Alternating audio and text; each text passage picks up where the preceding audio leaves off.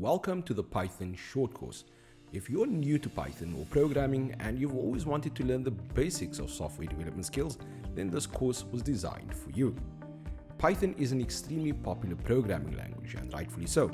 It's widely adopted among software developers, and it is one of the easiest programming languages to get started with.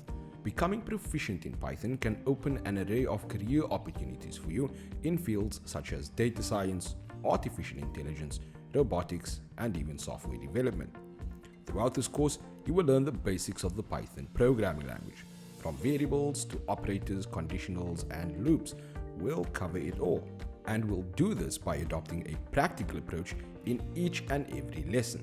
So with that said, grab a cup of coffee, grab a seat, and boot up your machine. And without further ado, let's get started. Hi, and welcome to your very first lesson in the Python short course. Today we'll focus on an introduction to the Python programming language. Now, the goal of this course is to teach you the very basics of the Python programming language with bite-sized lessons and a hands-on approach. If you have zero experience as a programmer or software developer, that is absolutely fine.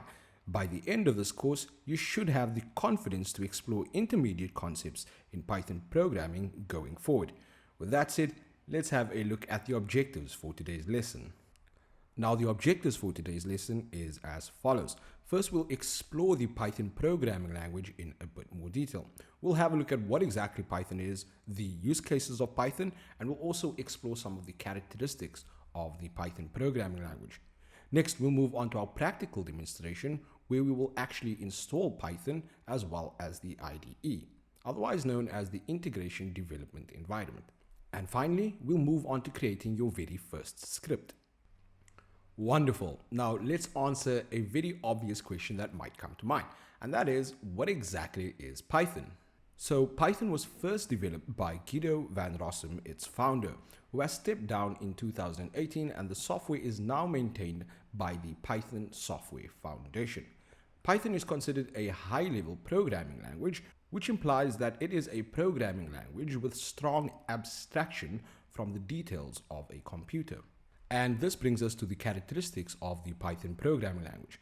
The first is that Python is extremely human readable. This is one of the characteristics in Python among the development community that is widely praised. Next, Python is also an object-oriented programming language, otherwise known as OOP. It is also a strongly and dynamically typed programming language, which provides you with a lot of flexibility. And lastly, Python is also one of the best data-driven programming languages. Now, you may be wondering, what exactly are some of the applications or use cases of Python? Let's take a look.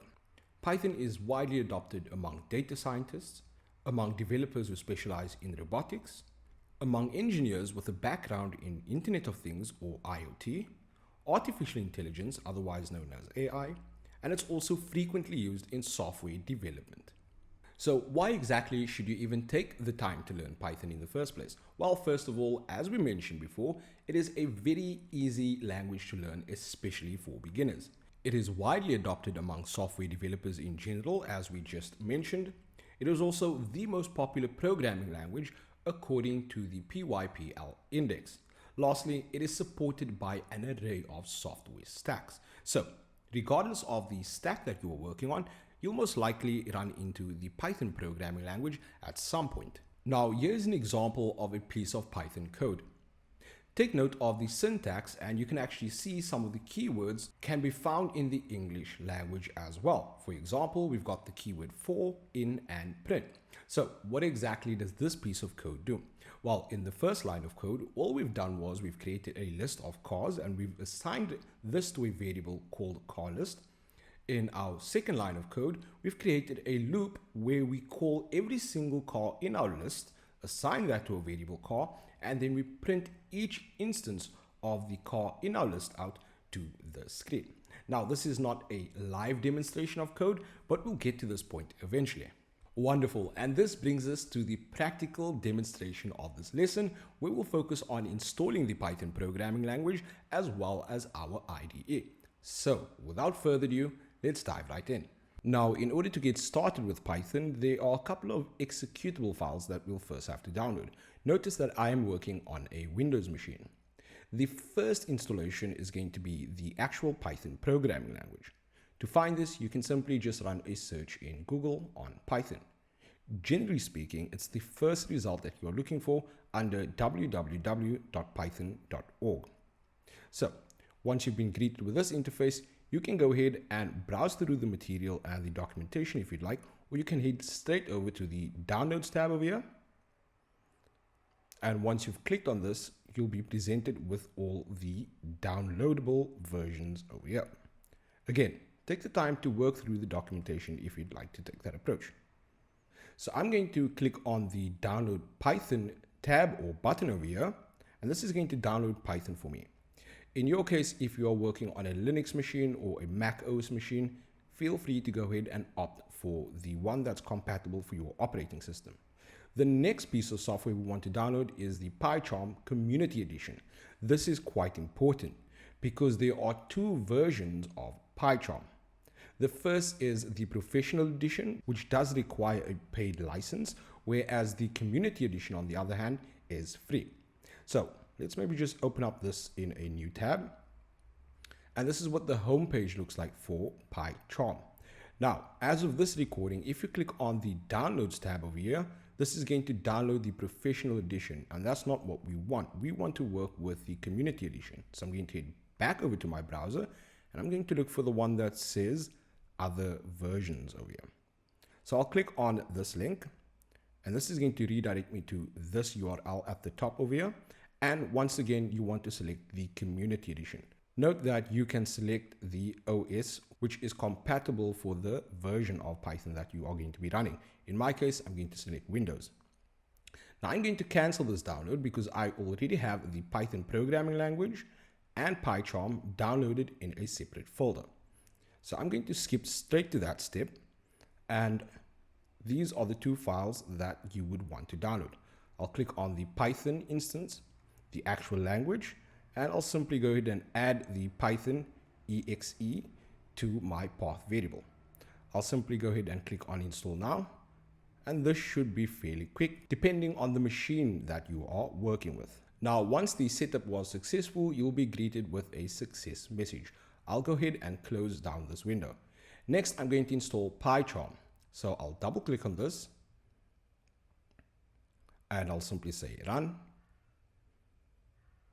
And much like with the Python programming language, I'm going to have to select a couple of options. I'll go ahead and click next.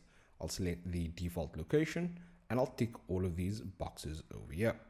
That is the PyCharm Community Edition. I'll also add the open folder as projects, and then I'll create associations of the software with .py formatted files.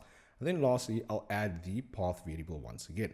I'll click next, install, and there we go. Now, after a successful install, you might be prompted to reboot your machine. In my case, I'll do this at a later stage. So I'll select the second option. I want to manually reboot later.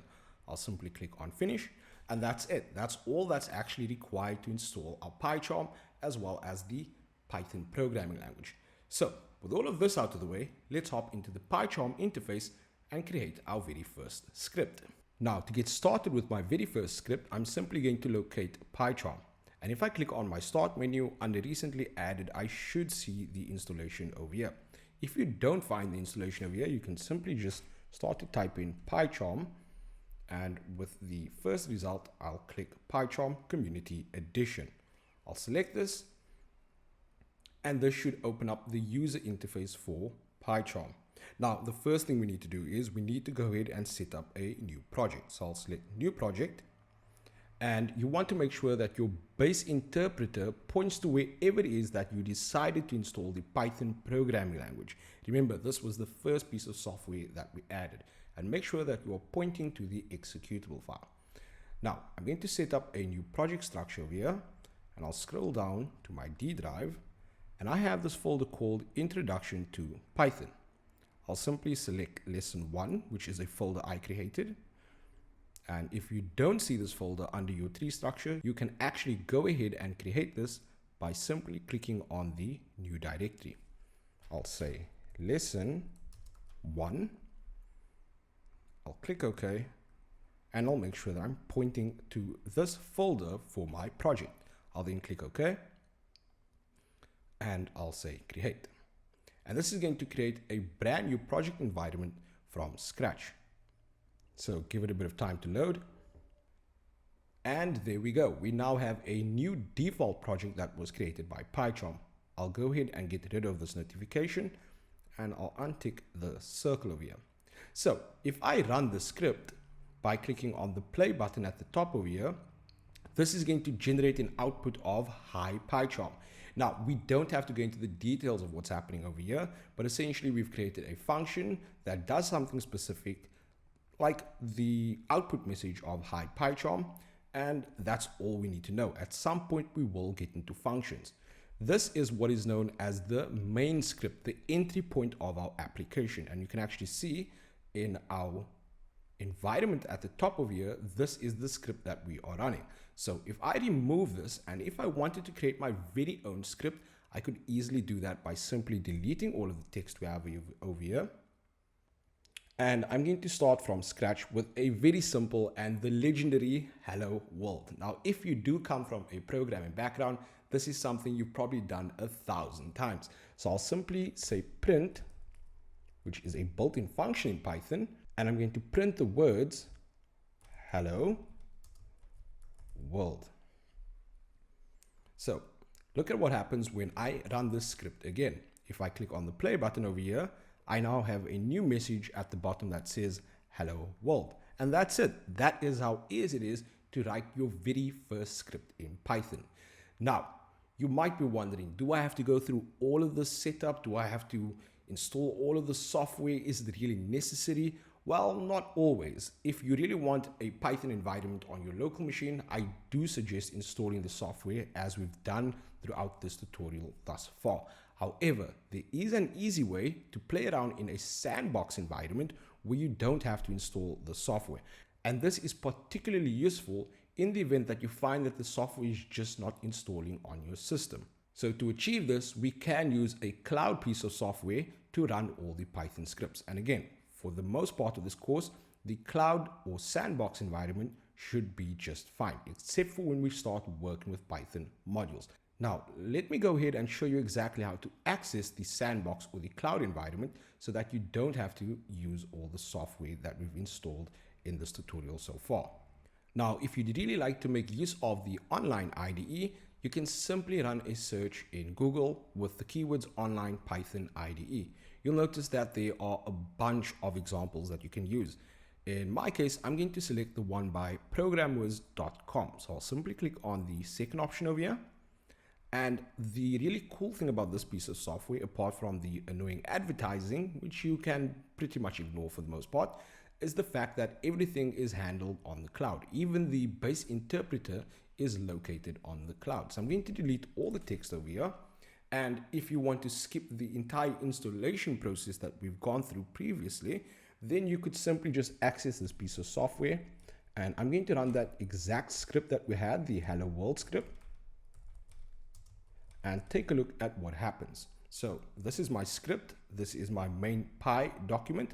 And if I click run over here, this is where I'll see my output, which is the equivalent of what we've done with the local software. The only difference is that with the local software, you can create your own environment using local files so that you can create modules and call those modules. But again, that's not going to be a big or massive focus of this course. Keep in mind that the focus of this course is simply just to introduce you to the basics of Python. And that brings us to the end of today's lesson. For this lesson, we've gone through the basics of Python, we've explored the applications and use cases, the characteristics of Python, and we've also learned how to install our very own environment as well as how to work on a cloud environment. And then finally, we developed our very first Python script. In our next lesson, we are going to dive right into working with Python variables, and variables are a very important aspect of any programming language. So for all of that and more, I'll see you in the next lesson. Cheers.